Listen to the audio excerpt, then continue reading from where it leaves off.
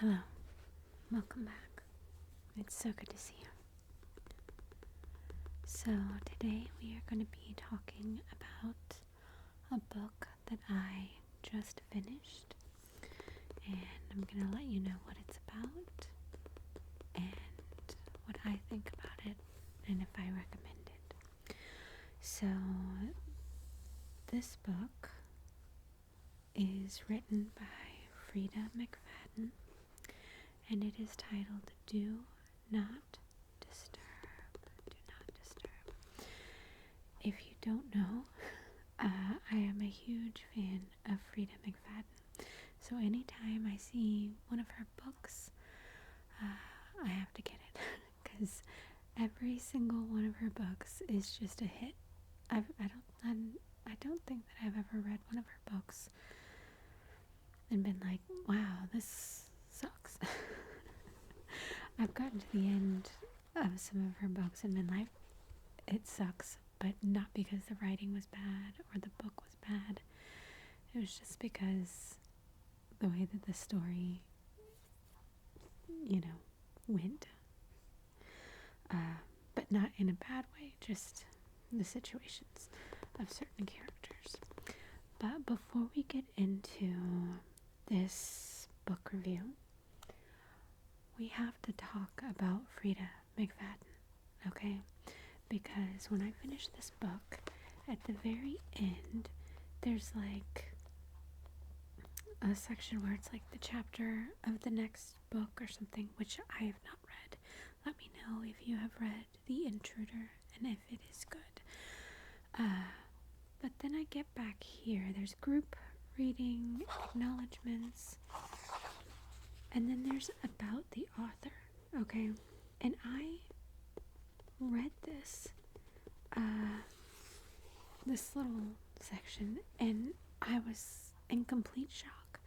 So I had to go do a deep dive on Freida McFadden. And we gotta talk about her for a minute, because this woman is like a superhero, okay? Like, just crazy. So she is a New York Times bestselling author. Like, all of her books go to number 1. Okay, it's amazing. And I did know that she started out as just, a normal person. She didn't have like a publisher or anything, and she started self-publishing her books. And then someone got a hold of it, and they were like, wow, this is really good. And that's basically how she got her deal or contract or whatever. I don't know. But when I did this little deep dive, I was just like, oh my gosh, okay, because I didn't know anything about this woman. First of all, Freida McFadden is a, what do you call, pseudonym? Is that the word? Where her name is in here, but it's like all the letters are mixed up or something? I don't know. But Freida McFadden is a made-up name. Why is she writing under a pen name? Because she is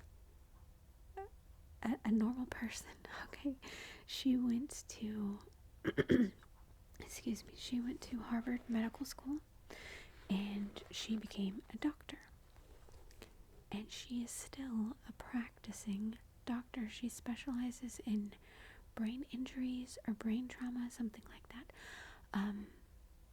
And she is an active physician, like for real. Although now, she used to be a full-time physician and she used to write part-time. Now those two things have flipped. Now she's part-time doctor, full-time writer, But the reason why I say she's a superhero, it's like she's like Clark Kent, or I know this isn't a superhero, but she's like Hannah Montana, okay? She's a normal person during the day, and then at night, the best-selling author, okay? Because she's been in interviews and articles have been written about her, and she doesn't want her identity to be like revealed. So she wears glasses, she does her makeup differently, she dresses differently, and she even wears wigs. What? Isn't that crazy? It's like she's a real life Hannah Montana or Clark Kent, okay? Like, what? Anyway, and she said that it went well for quite a few years, but then someone that she worked with realized who she was and then told everyone at her job. And she thought she was going to get fired, and I don't know, but it all worked out well. None of her patients have figured out who she actually is or anything, so that's good. But anyway, I just thought that was so interesting. So interesting. So, I guess it's kind of cool to research your favorite authors, you know? Anyway, okay, so let's get into this book. Freida McFadden, Do Not Disturb. Alright, okay. There are sirens in the background. Fire trucks are going by, so if you hear that, I'm sorry. Okay, it says, always waiting, always watching. Quinn Alexander has committed an unthinkable crime, so she makes a run for it. She leaves behind her home, her job, and her family, and races to the northern border before the police can discover what she's done. Oh my goodness.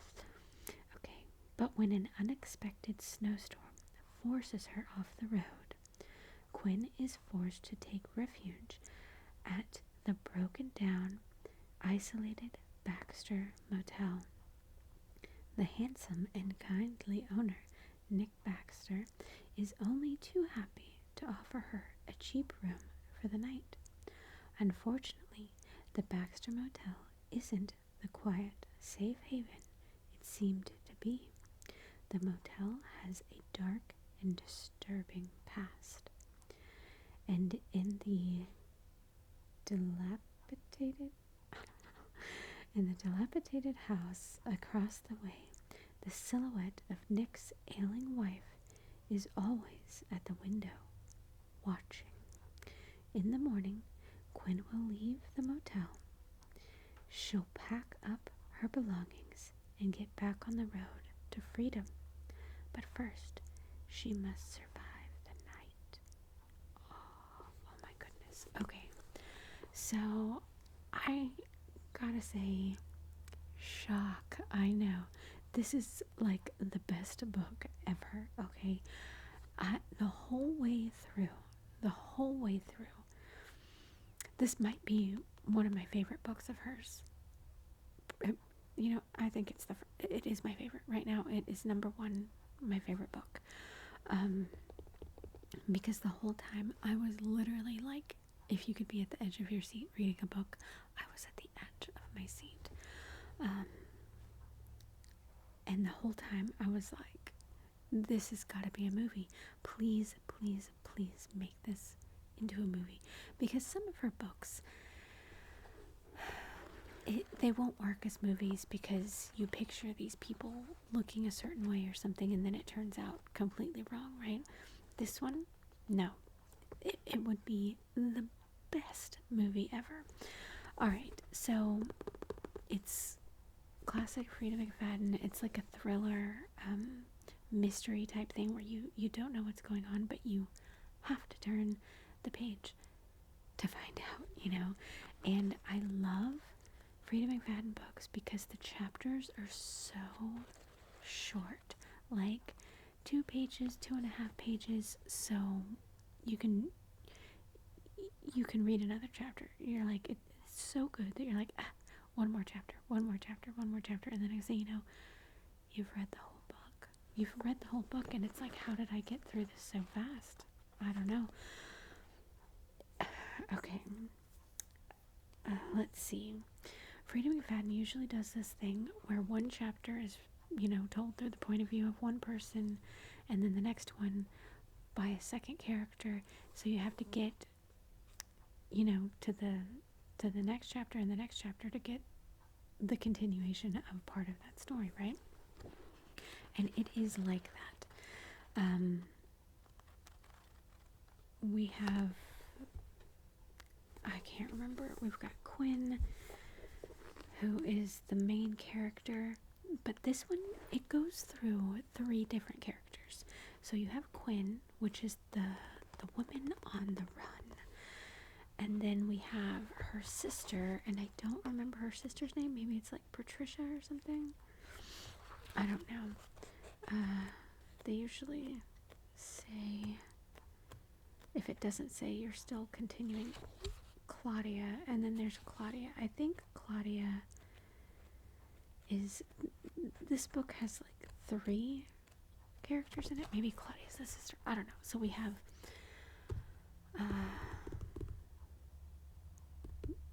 one sister, the main character, and then another sister, and then another character at the hotel or motel. This is a motel. When she gets to the motel, it's like Bates Motel. Okay, it is creepy, and then there's a house in the background. It's almost described exactly like Bates Motel, you know, and it's just like, this is shady. She has to get off. Okay, so this woman, Quinn, it tells you right in the very first chapter, like first sentence probably, yeah, I'm washing the blood off my hands in the kitchen sink. The doorbell rings.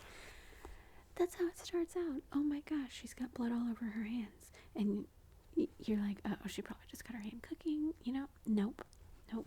Right off the bat, you find out she murders her husband. She killed her husband. Yeah, so I'm not giving any secrets away there. But after she murders her husband, she's like, she doesn't know what to do. She does not know what to do. So she's like, I gotta get out of here. I gotta make a run for it. And I believe she's somewhere up north. I don't know. Maybe Pennsylvania. But she's like, I gotta go to Canada. You know, straight to the border, right? So she packs a bag, maybe? I don't know. She just gets out of there super fast, you know. And she's driving, and all of a sudden it starts snowing, and it is an intense snowstorm. And she's like, I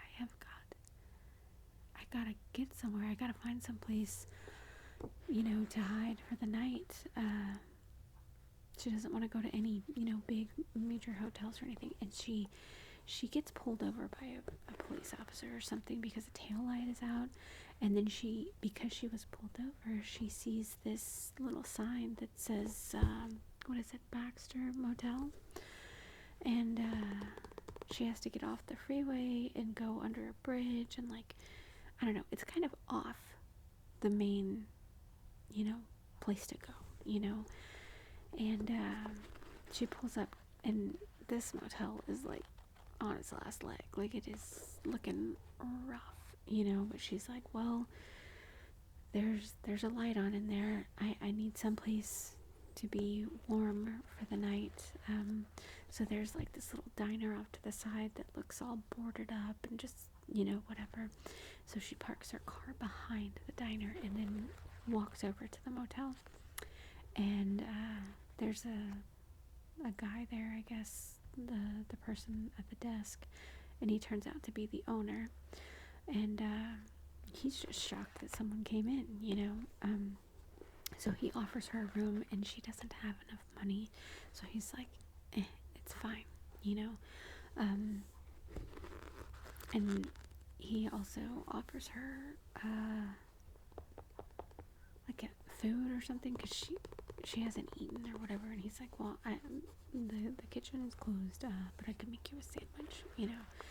And so she's like, thank you. She goes upstairs, because I think it's like a 2-story. It's not exactly like Bates Motel, because Bates Motel is all 1 story, you know. But this motel only has like 3 rooms. It's very odd. But that adds to the creepy factor, you know. Look at all these books, my goodness. I'm sure she has even more than that. But so she goes to this motel to stay the night. And when she goes up the stairs to go to her room, there's someone else staying there. One of the doors says do not disturb, and another door opens slightly, like a little crack, and she could see like this eyeball watching her. She's like, what? And she looks over. The door slams shut. Like, what the hell's going on, right? So she's just there at this hotel, and I feel like I'm not telling this right. But she's like, I'll leave in the morning. Well, the snowstorm was so bad that, like, I don't know, it's like 4 feet of snow outside, you know? So she goes downstairs. She's like, I gotta get out of here. And the hotel owner is like, no one's going anywhere, you know, not till the snow plows get here. Anyway, and she's like, I gotta get out, you know? And he knows something's wrong, whatever. He's like, it's fine, you know, nobody can get here, nobody can leave. It sounds kind of creepy, but that's not the creepy part. The creepy part is, like, she's gotta get the hell out of here because someone's gonna find her husband, right? So she goes back up to her room, and she's just like, you know, freaking out. And she looks out her window, and the house that the owner lives in is across the street. Or not across the street, but like across the way. And she can see someone is in the upstairs window watching her. And she's like, what the hell? That's creepy. And so it gives very Bates Motel vibe, like so much so that they even mention it in the book.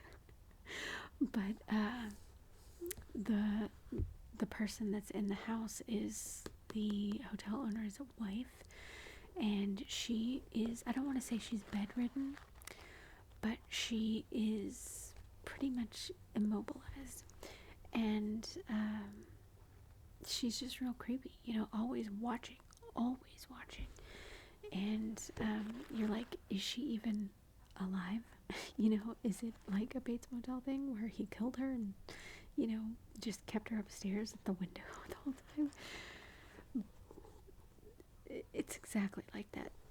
And then we get to a chapter that is through the point of view of the wife in the house, you know, and she starts off like, don't worry, I'm not some weird, creepy, mummified person. Like, she's talking to us, the reader, you know. It was funny, I thought. But then I immediately was like slammed in the face with a reality, because the reason why she is always watching and immobilized is dun dun dun, she has multiple sclerosis. And I'm like, can I not escape this? Not even when I try and escape my own reality, I have to dive into a book where the character has multiple sclerosis as well. I'm like, oh my gosh, no. So I really felt for the wife, because I got my own thing going on, you know. Anyway, so yeah, she has her reasons for always watching, because her husband at one point had a wandering eye with a guest. So now she like doesn't trust him and stuff, so she's always watching. And the woman that's on the run is beautiful. Of course she is, right? So no wonder the wife is upstairs just constantly watching, like, beautiful guest, husband's gonna cheat, you know. But anyway, so there are a lot of dogs outside barking. I don't know why. I'm sorry. But anyway, so this woman's on. I feel like I'm just over-explaining this. I am. I'm over-explaining it. This woman's on the run because she killed her husband. You find out about why she killed her husband, what's going on with their past. When she is on the run, like headed to the border, she calls her sister she doesn't tell her sister anything. Her sister wants to come over, and she's like, no, come over this weekend, I need to rest or whatever. Well, the phone conversation was very odd, and the sister is like, something's up. So the sister ends up going to her house, and what does the sister find? Her brother-in-law murdered. Oh my god. So she calls the cops, because her sister's missing. Like, what? Her sister's missing, her brother-in-law is murdered. What's going on? She's thinking that she was kidnapped or, something. So the cops get involved just hours after she runs. So they come to the hotel, and but shockingly, the owner of the hotel, the guy, he says that she's not there. He's extremely nice and covers for this woman. And there is a reason for that, which you can find out. I don't want to give too much of that away. But then you get the point of view of the sister, because she's like, the cops in this small town are idiots. So I'm going to have to find my sister myself, So you get it from the sister's point of view. You get it from the girl or the lady murderer's point of view. And then you get it from the point of view of the wife who is stuck in this house, because she does see everything, okay? And but you also get her whole life story and her past, and it is so interesting. Like, what is going on here?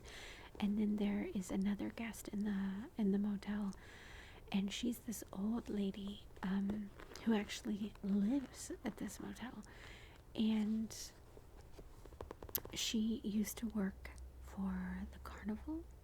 I guess that's what it's called. The traveling. Is it a traveling carnival? Is that what they're called? Circus? I don't know. But she was a fortune teller. So this lady is psychic, I guess. She does tarot cards, but she can also just hold your hand and just know your future, And it's eerily accurate. Because she tells the fortune of the murderer who's on the run, and it's like, whoa, what's going on?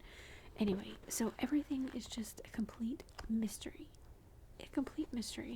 and you have no idea where this book is going. Usually you have some idea, and then what does Freida McFadden do? She flips it, and you're like, oh, I had it all wrong. So usually when I read her books, I'm like, okay, nothing is as it seems. Don't try and guess the end, right? Okay, there was no, nothing was as it seemed at all, which is, the way she writes. But this book was on a whole nother level, okay? A whole nother level. And then when you get to the end, you're like, wait a minute, what? As I was reading it several times, I audibly shouted to the book, what? This is probably the best book so far, in my opinion, that I have read of hers. It's amazing, and it's very intense. There are moments where it is scary, and there are moments that you're just like, no, don't do this, and it's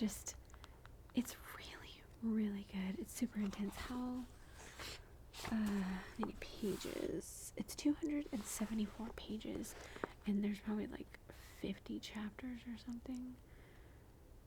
Rosalie, that is the name of the MS lady.